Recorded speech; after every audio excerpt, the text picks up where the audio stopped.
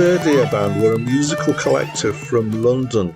They were born out of after-hours jam sessions at the UFO Club in London in the late 60s. They created some albums and some soundtracks, and as far as I can see, lasted until 1997, until they disbanded because their leader, who was the drummer and percussionist Glenn Sweeney, had health problems.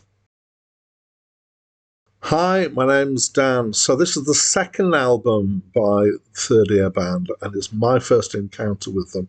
And what we've got here is, so instrumental, there's an oboe, a cello, somebody playing violin and viola, probably not at the same time, and percussion. And there's 4 long tracks, so they range from 7 to 10.5 minutes, and they're named Air, Earth, Fire and Water, so they're based around the traditional 4 elements.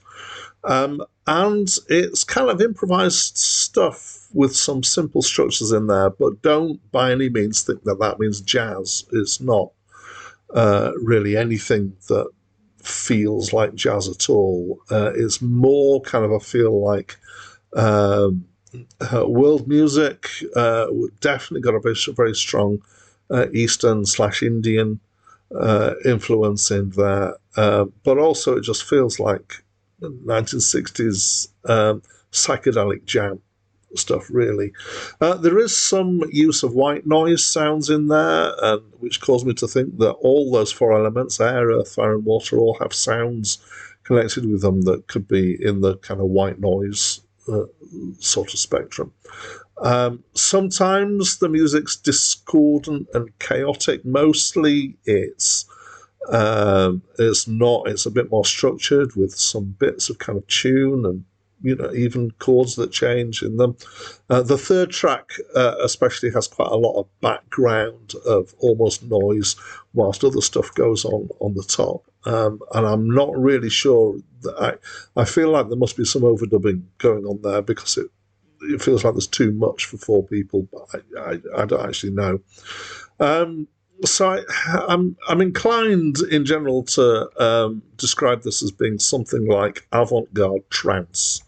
It's definitely got that kind of ongoing repetition feel that trancey kind of music has, but it predates things like the dance trance stuff that came out in the 90s by quite a few years, obviously. That's about as far as I can go with the description of it. So I guess it is an opinion.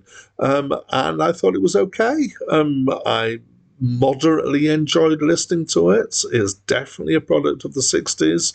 It feels like it's maybe a bit niche listening. Not everybody would respond well to this, and that's okay if you don't.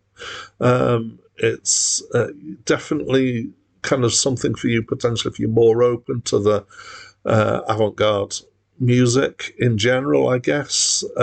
I feel like in some ways it doesn't even necessarily sit squarely in either the rock side of the camp or the classical side of the camp, because it's mostly classical instruments, but then you've got the percussion in there that makes it feel different. It could almost be passed off as contemporary classical stuff, but that tends to be less improvised, I guess. So it's interesting. It's okay as a listen. I found it anyway. That's what I think. Please tell me what you think. That's it from me for now.